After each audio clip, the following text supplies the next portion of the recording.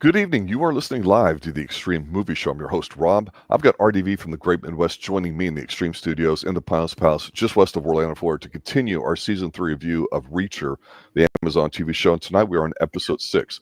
Now, RDV, we've talked about the Reacher template, kind of like how Bond has one, Chuck Norris films, all that sort of stuff. We've got some spy op stuff. We've got some detective stuff. We've got some taste of what's to come, and then here this is where things start to pick up as we come to the last couple episodes of season 3 here. Really liked a lot so far. One of the things I want to ask you right when we get out of the gate here as you start to take us through this episode is this: we left off with 5 going to 6 of, oh my gosh, is Reacher going to get recognized? And whether he does or not, I don't really give a rat's ass, but I've got to ask you this because I don't think we had this conversation. Is there any way at all nobody saw coming that, Quinn and McCabe and all that stuff were going to be the same person? I thought it was extremely obvious from the get-go. Am I wrong in even bringing that up or asking that? No, they mentioned that several times that Quinn is you talking about as far as us, the audience, or as far as the people? Well, just in general, the way it's being presented, because here we find out, he doesn't recognize Richters, so therefore he must have gotten amnesia. And we were trying to let some of the absurd things like from The Fugitive falling off into the water and all that go just because it's TV, right? Well, I would always wondered that too. The guy had survived being shot in the head, and then he fell into a raging water in a river, 100 feet down below, and who knows if the guy has brain damage or whatever, But apparently he's still enough to function. He's still ruthless. He's so smart. You could say he might be even more ruthless because he has a little bit of amnesia. Maybe the good part that was left of him is gone. Who knows? We can amp it up. We can make it like a really cheesy 80s villain, But you never have a heavy and you never have a boss, but you always have a final boss. You have a middleman. Yeah. So yeah, I love that. That's the thing too about this episode. So we do find out that he actually does have someone he's working for, because this guy, as much as are ruthless, he's basically like, when it comes to like comic books for the Batman things, people have heard of Victor Zsasz. It's a guy who gets off and just butchering people. Same with Bullseye over in Daredevil. They're never the main boss, but they're intimidating as fuck, and everybody else respects them, or is afraid of them. So of course Xavier Quinn, after Reacher disrupted his little extortion racket he had going with the army, he had to rebuild it, capitalize, by going after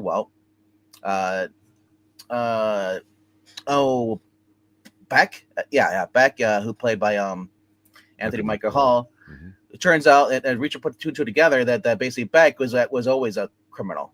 He always was smuggling stuff. It's just that he got swallowed by a bigger fish, which at this time is Xavier Quinn.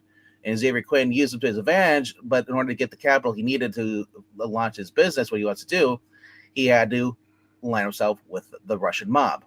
So we meet Quinn's boss, Taktarov, who's kind of an imposing character. Doesn't get out of his limo, but he basically he seems like a guy you don't want to mess with. Now, this guy, I've met the actor before. I've not met him, but I've seen him before on other shows. Most recently, last time I saw him, he was actually a really big role, was over on Van Helsing, the failed sci-fi show that went woke as it went on.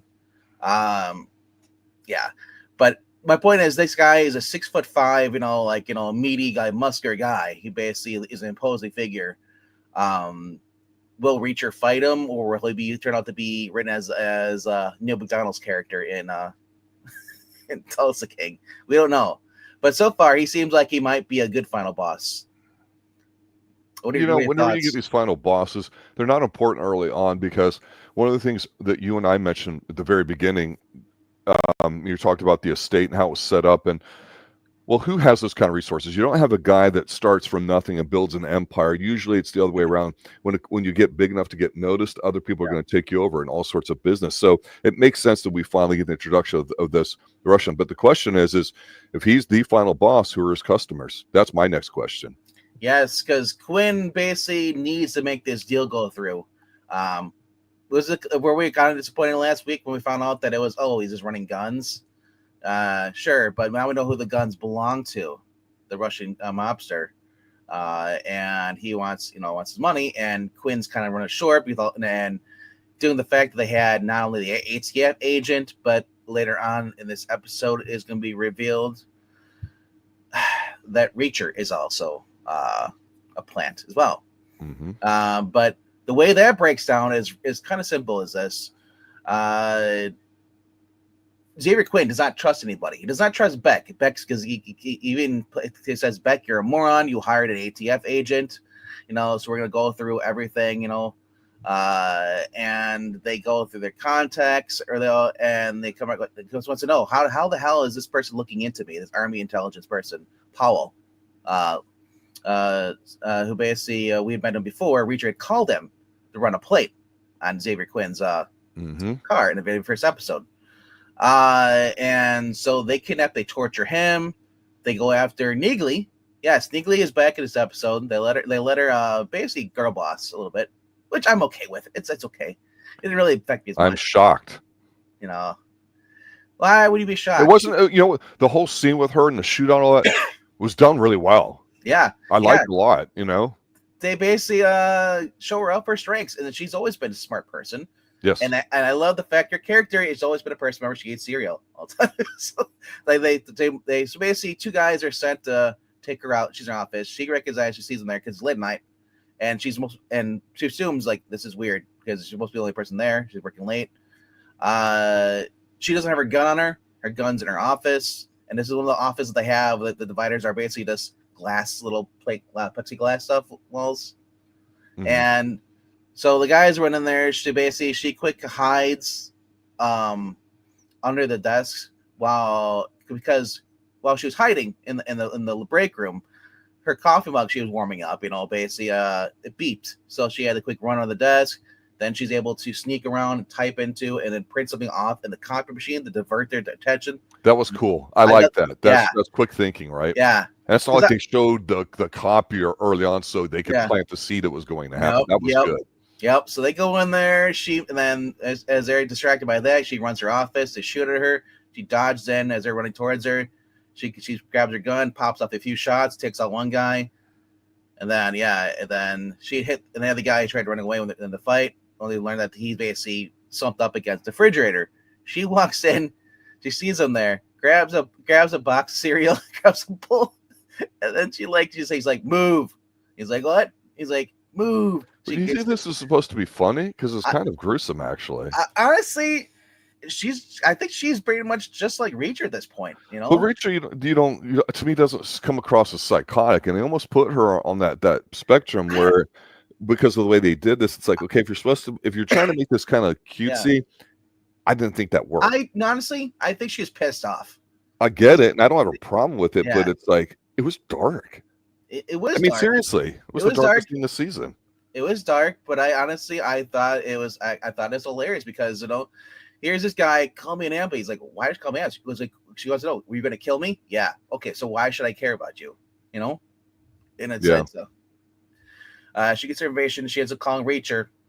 Reacher basically says like, you've been found out. Get out of there and stuff. And so he does because he's up in his room. And apparently they get word gets back to Xavier Quinn. Xavier Quinn who shows up at the house and talks to Beck, and he asks, he's like, why would 104th, so basically want to learn about me and stuff, it's like, he's like, Reacher's part of the 104th. So then the big dude up there, I love this, because the big dude goes up there, Reacher's gone. He's out the window. Darn kids. Every time. That's Scooby-Doo-ish. I know, right? But, so we see Reacher running down into the wood, he runs out of the barn, shoots all their tires, and then Which was good. And he takes the key that says plow. And I love this, like the angles, and we get the Michael Mann poses or filming angles. Yep. He's around the tire, and the reason he took the plow because the plow would be able to block most of the bullets, and he also take out the gate too, which he does. Even on the 50 cals, he makes it up about 20 feet or so, or 30 feet out of the complex before they hunt them down, the ATVs, and we get Reacher puts on the mud. This is the commando scene. I love this. He's down by the river, grabs the mud, starts wiping on his face. I was like, oh shit, we're going commando. This is at night though, so and honestly, I felt like it was a little hard to kind of see. I mean, you could tell what was going on, but Yeah, I don't know. Dust might have been cooler. I don't know. he took that. Well, yeah, he first got a gunfight with them. Then he basically snuck around them, grabbed the knife out of the ATV, and then started taking them out one by one. And I just love this. You get the neck snapping sounds, you get the gut juggler, the other guy, the last guy, because you saw it. They leading up to it, like until the cop machine. You saw him looking at the winch and the ATV. So he seeks out the guy and he wraps the thing around his neck, hits the button, drags the guy in, and then basically crushes his windpipe, kills him that way. That was pretty dark. I was like, okay, I told you, I was like, dang, like they did not pull any punches with this. Of course, because there's always gonna be a dark scene. They gotta lighten up the next scene with humor. He goes to the laundromat. He pays them the $100, whatever, or my money closed down. This is an Asian couple, and he basically any excuse to take your clothes off, right? Yeah, I would do it. Yes, to take his clothes off. But before we get too far though, after Richter is basically waiting for his clothes to wash. He's sitting in the robe getting coffee with drinking with the couple. There was one scene that we didn't talk about, kind of glossed over. That was him meeting Duffy at the town because, well, he wanted to get back her badge and meet with her. And because Duffy was an idiot, she brought along the other cop, the one that's supposed to be dead. Yep. And Richter had basically brought the kid back there, convinced him, hey, we need to get epoxy for that. We fix that gun for your dad's thing. So there, and then it was in the alleyway. The cop walks up. He's like, dude, why is he here? And then you see the kid behind him. Like, what? He's supposed to be dead. So him and Richter have kind of like a falling out a little bit. So Richter kind of puts him in his place on the side of the road, and so he's his like, cover bro, was already, yeah, you're cool. I'll relax if you give me up. Yes, I am. Blah blah blah blah. But here's what's going on.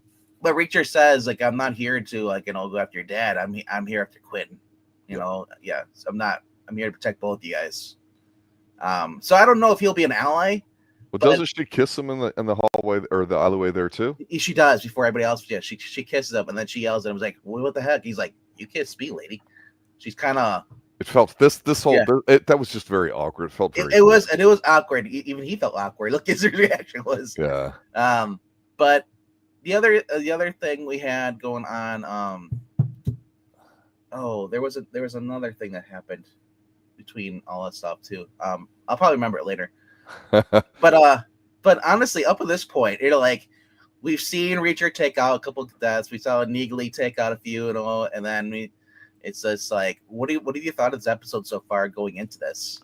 Well, we're getting into the action phase of it, so I'm glad that we got about 5 to 6 episodes in before we started getting into it. Because at some point, while it's cool and all that, it's like the fun part of it is the mystery and it unwinding slowly, and the creative use of violence early on and establishing certain things. Because the whole thing, I just keep going, oh man, is it going to turn out where Anthony Michael Hall is going to help him out at the last minute because he loves his son or not? I thought the bonding stuff with the son was done earlier, was done well. Mm-hmm. So in here, there's been this slow escalation, and we saw even like with Teresa, they believe that she's alive, right? So they're they're doing some detective work there. Yep. Nothing's changed all that much, but there's almost nowhere else where it can go. So it seems like all these just kind of end up with the violent ending thing, and that's it. And that's fine. So we're at that point now where there's nothing really too mystery-like or intriguing as far as that goes. And those are the things that I think is interesting, because when he's sitting there and he's thinking about things and talking about stuff, that's the highlight of the books to me, or the shows or whatever, and the thinking about it. And it's not the action to me, believe it or not. So I like it. I think this episode, like I say, we said they'll have 1 or 2 big explosive action things, and then that kind of makes you numb to it before going back to what the end is here. To me, I'm really curious to see what's going to happen with the son, because the one scene I do want to bring up now that you're bringing it up, I don't know if I liked it or hated it. I'm not going to say I was uncomfortable with it. I'm not going to say it felt forced because I already used that term, but I wanted to hear your feedback on it. And so we're supposed to see how Quinn's this real sadistic but intellectually bad guy, doesn't remember Richter, doesn't whatever. Yeah. He's going there. They fought. Richer's cover's blown. He makes McCabe call his son in and play Russian roulette with him or whatever. And I'm like, I saw it once earlier. Yeah, with Richter. I don't need blood in a second match on the pay-per-view, if you know what I'm saying, right? Yeah. And I thought it could have been done better, or maybe he might have had his father hold it up to his son. I don't know, something. It just, I don't know. What do you think? So I think there's a lot more nerve-wracking because the fact that Reacher, they were using his gun when he knew where the notch was, where the real bullet would be. True. Yeah. So because he had blanks in there, So honestly, it was this is a different gun, and I was looking to see if it was Reacher because I remember Reacher had the big giant the man's gun. Yeah, the Magnum or not, Yeah. but basically anyway. So the kid was coming in there, and I love how Xavier Quinn's like, oh, we're all back together again. It's like we haven't done as much since the last time I kidnapped you, And I was just like, oh, it's like he don't give a shit. He's just like humiliating Beck in front of his son. Well, let me ask you this though. And he's got the big dude in there, Bigfoot, who lost Reacher. Like, where did he go? Is this going to be a remake of My Bodyguard from like the early 80s where there's going to be two fights going on where Reacher's taking on the big guy and maybe the kid takes on Quinn? Because I keep going, they keep building up the young kid because he got his ear chopped off and he's joking about kidnapping him a second time and chopping off the other one. I'm like, okay, if you want to be a bastard, fuck with this kid with his ears, not the Russian roulette bullshit. Make it personal, So I don't think that'll happen. No, but you think the kid's going to die? I think the kid's probably gonna live. I think his dad's gonna die. Okay. His dad's gonna nut up, and actually protect his kid. But or it could be wrong. It could be maybe both of them survive and the dad goes to jail. Either way, I think the dad's gonna get shot. Either he lives or he dies. But that scene though is like he's got the big dude's got the gun pointing at Beck, and then Xavier Quinn gives the gun. He puts one bullet in there. He's like, oh, here, I'll even prep it for you. He's like, he's so sadistic, calm, spins it, and here you go. And he's like, here's the gun. And he's like, and the kid starts to man up. He's been hanging with Reacher. Reacher's been teaching this kid how to be a man. And he raises the gun up and he raises it towards Quinn. And Quinn's like, oh, you're gonna shoot me? Even if you do shoot me, this guy's gonna kill your dad, and kill you. And I'm thinking, really? If you get shot and die, and it's like, I don't think the guy gives a crap because he's not getting paid. The big dude? I think the big dude's not going to kill anybody. They don't make... I thought at first they were the big guy. I was wondering if they would give a bit more dialogue, personality and depth to it rather than just be a giant lunkhead. And I'm disappointed with that lack of development because you're bringing up what I think is a fantastic question. There's a scenario here where you go, what if the kid said that, used his brains, right? Because Richters said, hey, you're never going to be the biggest guy in the fight, so you're going to strike first. And he would say something to him like, yeah, you know what, I might shoot you, and he could shoot my dad, but then he might let him go knowing he wants to get paid, and he could shoot me too. So maybe he and I could work something out while you're lying there bleeding on the floor. I would have popped hard if the kid would have saw it. I'm not saying the show has to do it or the books have to do it, but the show does present you these scenarios that we're talking about now, what could still happen. A lot of it, of course, is the relationships. So I'm just wondering if it's going to be a firefight at the house or if it's going to be at some big warehouse or something like these have a tendency to do with Neely coming in and all that. And that's where the interest kind of drops for me a little bit because then I'm like, what's the payoff at this point? The payoff to me is this whole family situation.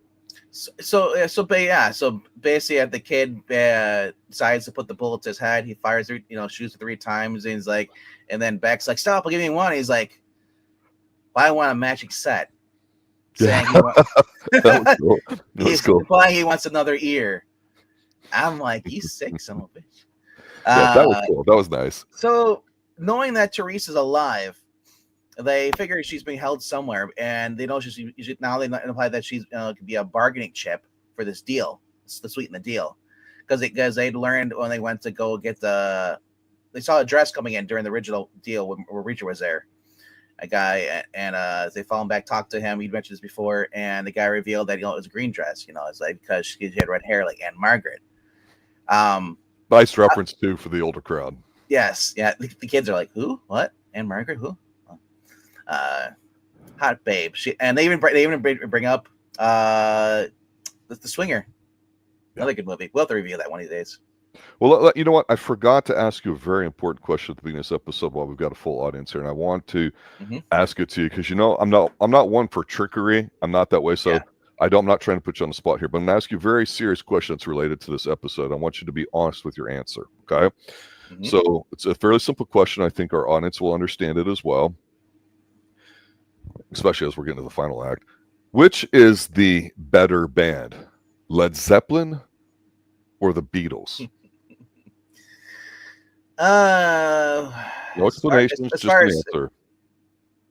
Doesn't matter. oh, Just, I mean, give no, me an answer. That's all we're looking it all for. depends on what you're asking. As far as Your you're saying, definition of better could be whatever, and I could disagree with it. But for you, which one is it, the Beatles or Led Zeppelin?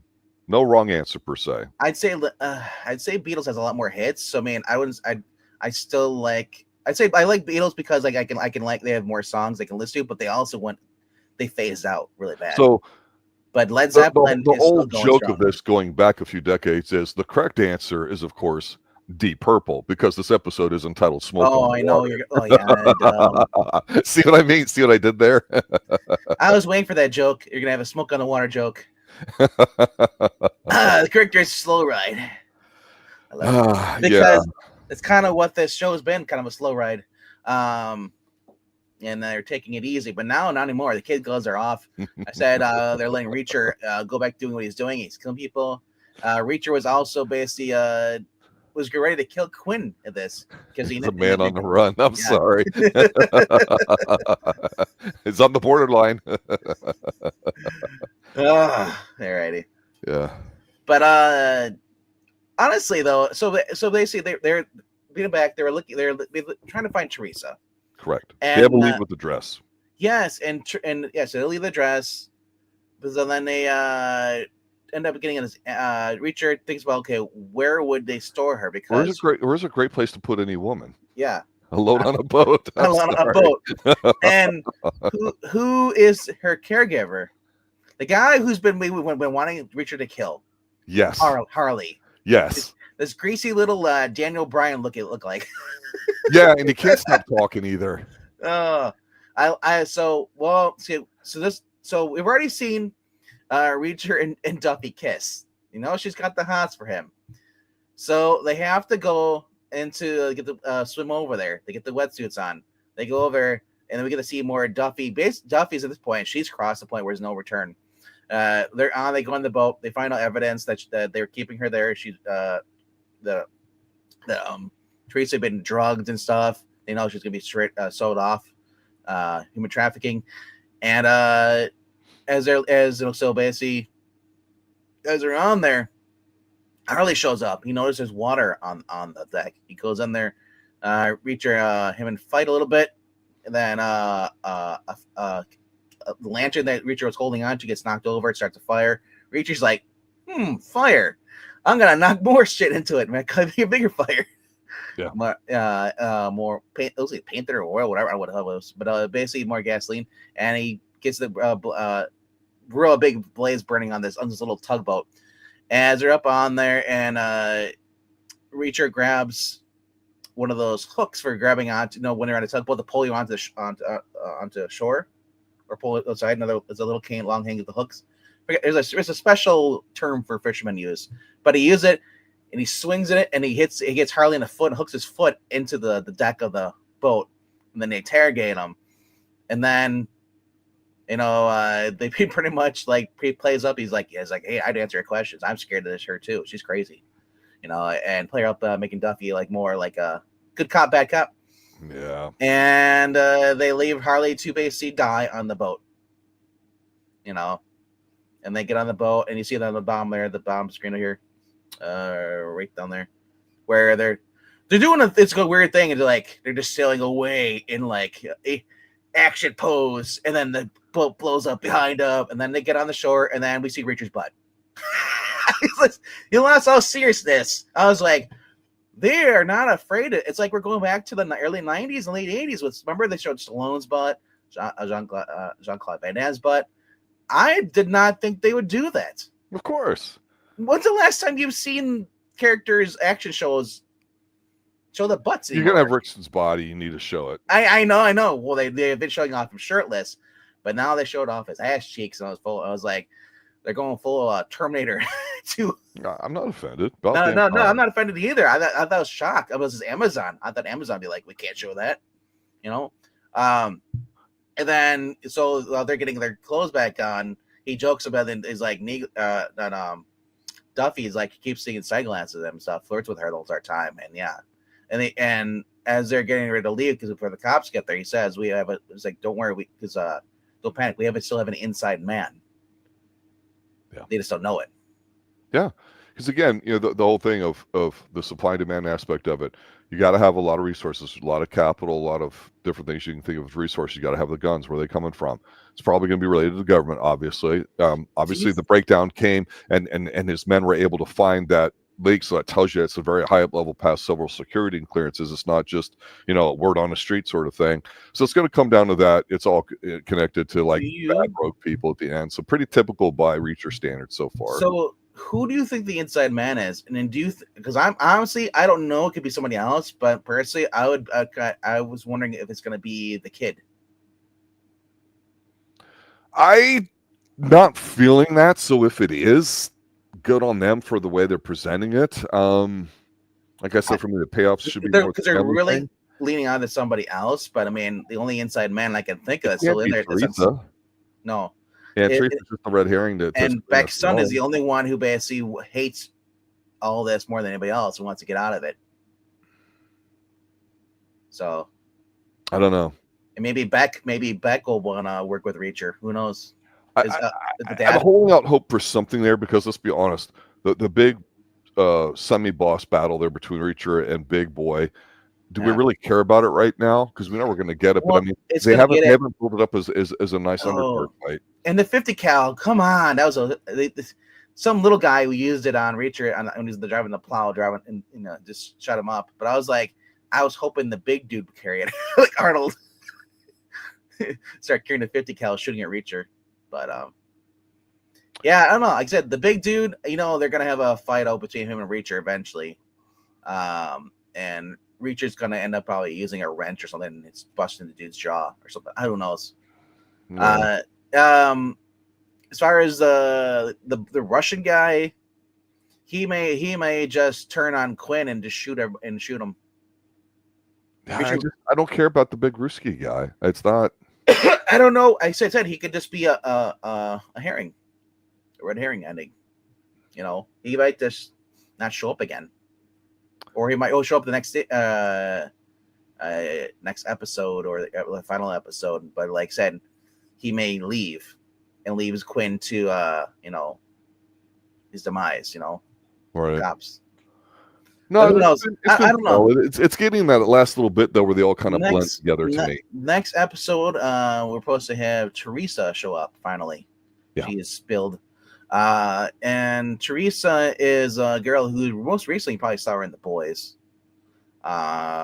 She's played by Storm Steenson, and not a very popular actress, I'd say. I mean, at least now I don't watch a lot of stuff she's been in.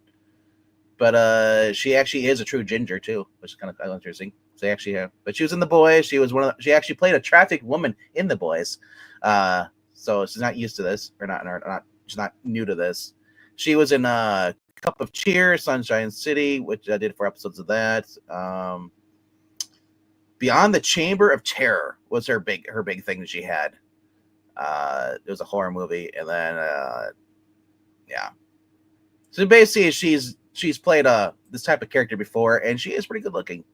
I'd be shocked if she just gets rescued and she doesn't have anything to do with the final outcome. I mean, seriously, no. They're just not going to have her do that. I wouldn't think. No, Duffy's going to get her to safety, and then as that's it, you're not going to see her again. You put a jacket over her and get her out of there. Or basically. They run in there, and then she's basically on her knees, crying, hunkering down. The bullets are flying. Duffy's got her and gets her out, and that's it. I don't think she's gonna have a big plan until. But honestly, so I'm looking forward to the next episode. It seems like there's only we're in episode 8 right now, or no, we're in episode 6. Yeah. 4 more episodes, I think. Is it 8 or 10? 2 more, I think. It's only 2 more. I think 7 So and 2 8. more episodes. Okay, Yeah. well, that makes sense why we're starting to get more action here. Yeah. Yeah. Time for Reacher to do what he does. Back to basics. Just start killing people. It's decent. I'm enjoying it compared to season 2, which they just made it like an action thing. I think it's pretty obvious. I still think the magic's in season 1, just seeing how it unfolded and not knowing what to expect. So it's one of those things where this, it's pretty darn good. I'm looking forward to season 4, hopefully a year from now too. It's something they can definitely do a lot of. Again, don't know how it's going to play out with money. This season seems to be a lot more popular. I'm not hearing a lot of grousing about it as maybe people might have did with season 2, that being different. I know there's going to be a spin-off show, so they're putting assets to it. Yeah. So there's already people trying to review bomb it on IDM and be. One guy's giving it 1 star saying, this show's shit and all that stuff. And he repeats it over. I was like, really, bro? You're just trolling on IMDb? At that point, it's like, I don't know what the hell that's all about. But I just find it weird when people review bomb stuff, and just give them 1 star. You obviously know the person hasn't watched it and just has some weird vendetta. All right. Any final thoughts? Anything you need to plug? Yes, Rob Holmes. Check out the next adventure of Sherlock Holmes debuting next Friday at 7 p.m. Eastern. But if you guys haven't already check out the first episodes already up on the channel. New series. Scandal in Bohemia. Yes. The Granada 1984 TV show starring Jeremy Brett. The best, most faithful adaptation of Sherlock Holmes. Yes. This is where Bohemian Rhapsody was born with Fred Mercury. No. No, I watched a little bit of your guys' review. It seems like and Pixel was kind of happy because that Watson seems like he's a lot more useful than he is in some of the other adaptions. The original bromance starts with these 2 guys. Yes. Looks cool. I'm trying to remember what the guy's name was. Jeff something, the actor for this Jeremy Brett. Jeremy Brett died in 1994, but he said his biggest regret he didn't get to reprise his role as Sherlock Holmes again. He loved doing that character. He did 30 episodes or 60 episodes. You and I did a show a few years ago on here. I'd highly recommend people check it out. It was a little bit different at the time because you and I don't do a lot of TV, but it was Frankenstein Chronicles with Sean Bean, who we love. Yes. Right. And I think I might have mentioned Penny Dreadful and some others that are done really well. And I haven't seen all of those types. But for here, having somebody like Jeremy Brett do it, it just really is great. It has that high level of production that you're used to from small shows. I know there's a lot of British shows now that people watch and have their reasons for watching them, but there's nothing like something that's really authentic from, going back, to the 80s when this is a big deal on British TV. Just by far, just really good stuff. Yeah. So that's you guys' new season. I guess there's 22 episodes of that too as well. Well, they broke it up into different seasons, had different amounts of episodes. So they're roughly like 8 to 12 each one. But there was a time when Sherlock Holmes, they killed him off and they brought him back. And I think that 4th season, Jeremy Brett was ill while they filmed it. And might only be like 8 episodes. So this one, I think it's 12. And it's British, right? So they call them series. They don't call them seasons. Because most of them only get like 6. They're billed originally because they're not sure. If they get 12, it means they're doing well. So I think this one's called The Adventures. Next one might be like Casebook, and then it might be like The Return, that kind of thing. Yeah. Good stuff. So it looks good. Looks well done. I love British television. They really know how to capture the period time. This is no exception. Plus London, galore, ladies and gentlemen. Plus London's beautiful. I love it. Tuesday night, what's going on? Tuesday night we will be what did we say we're gonna do? Another Gene Hackman movie, I thought. Can't remember. Either a Gene Hackman movie or it was that's what I'm talking about doing. We're doing some more war movies. Forrest 10 Van Averone. There's Harrison Ford and a few others. But I'll be putting a poll up tonight, and then actually no, we were supposed to do Gattaca. That's what we were supposed to do. There's been several. So yeah, Gattaca is an interesting one. Yeah, I think we'll do Gattaca, and then next week will be a poll for that for Tuesday. So we'll also put a poll up, but it'll be for like a week from this Tuesday, so it gives you guys enough time to vote. Yeah. If you guys have any suggestions, please send that in. Just want to thank everybody for letting us know that we exist, sharing time with us, of course. Patton. I want to give a special shout out to Mr. Kevin Dobson, our Yeah. very hardcore Forever Night fan. I did mention, I'll mention again here, that we'll go back to it at some point after we've done some other shows, so probably later in the year. But it's definitely been popular here too. It seems like Sherlock Holmes is being that way as well. So I know people have their very strong opinions about the proper, canon of Sherlock Holmes and interpretation of or whatever here. So just listen and let us know what you think of the episodes as they drop. I gotta ask though, wasn't Patton like 6 hours? I know I've watched it before, but I remember it being on 2 VHS tapes.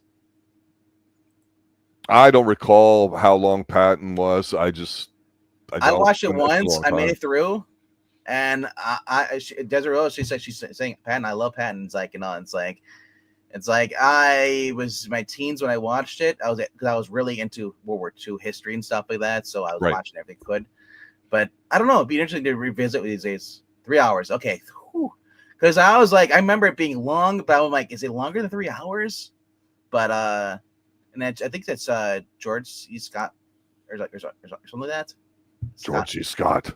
Yeah, I think that's what it was. I can't remember. Anyway, though, drop your suggestions down in the comment section below. As far as what movies you want us to check out, that are related to war.